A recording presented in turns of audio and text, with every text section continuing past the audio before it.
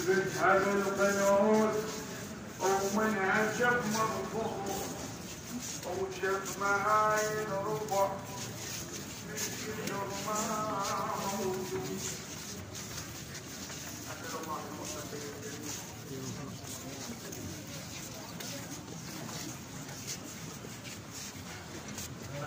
یہ جلوس جو ہے امیر المومنین انگر آسمان و زمین علی بن ابی طالب کی حرم کے سامنے پہنچ گئے ہیں۔ یہ جلوس جو ہے فاطمہ الزہرا سلام اللہ علیہا کی شہادت کی مناسبت سے مرجع دین کبیر آیت اللہ شیخ بشیر النجفی کی طرف سے ہیں، اور خود آیت اللہ شیخ بشیر صاحب بھی خود اس جلوس میں تشریف فرما ہے، خود بھی ننگے پاؤں جو ہے جلوس میں ہے، اور امیر المومنین کے حرم میں امیر المومنین کو تعزیت پیش کرنے کے لیے وہ خود بھی اس جلوس میں ہے، اور اس وقت یہ جلوس جو ہے امیر المومنین کے حرم کے سامنے پہنچ گیا ہے، اور یہ جلوس جائے گا ابھی حرم امیر المومنین میں، اور فاطمہ زہرا سلام اللہ علیہا کی شہادت کی مناسبت سے امیر المومنین کو تعزیت و تسلیت پیش کرے گا۔ اور یہ جلوس ہے مرجع دین کبیر شیخ بشیر النجفی پاکستانی کی مکتب کی طرف سے ہو، تو مرجع دینی کی طرف سے ہے یہ جلوس، اور تمام علماء و سادات اور تمام جو ہے عراق کے جتنے بھی قبیلے ہیں وہ بھی جو ہے اس جلوس میں شرکت فرما رہا ہے، اور یہ جلوس اس وقت جو ہے امیر المومنین کی حرم کے سامنے ہے، آپ لوگ جو ہے مشاہدہ فرمائیں۔ اور یہ جلوس ہے جی امیر المومنین کی حرم کے قریب پہنچ گیا ہے باب قبلہ پہ، اور یہ جلوس مرجع دین کبیر شیخ بشیر نجفی کی طرف سے ہے۔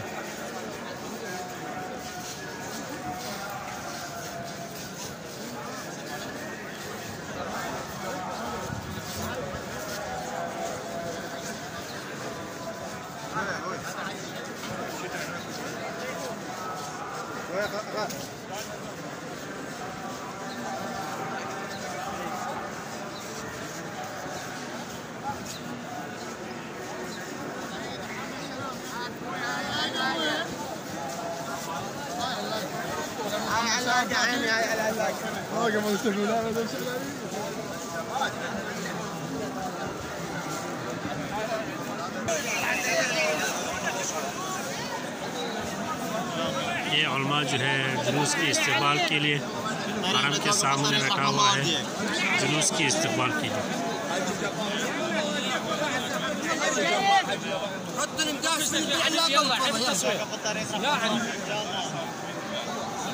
يلا يا حبيبي حرك لي شاي، حرك لي حبيبي فرغ الشاي.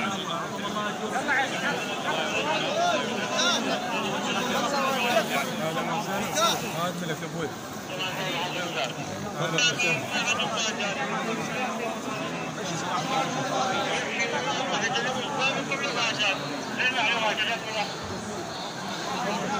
سهلا ومرحبا بلا زحمه عليك. یہ سب علماء کرام و سادات نظام جو ہے جلوس کے استقبال پہ جو ہے امیر المومنین علی بن ابی طالب کے حرم کے گیٹ پہ جو ہے تشریف فرما ہے جلوس کے استقبال کے لیے۔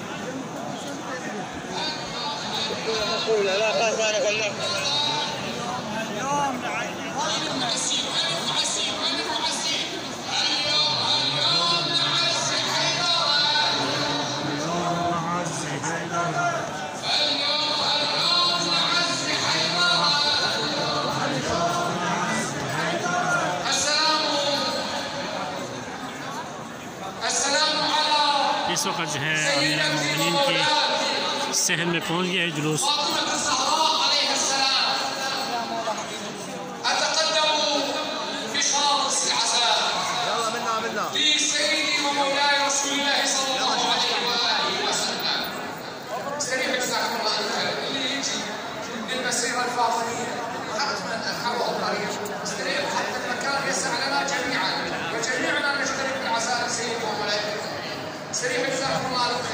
أهلا وسهلا ومرحبا بكم.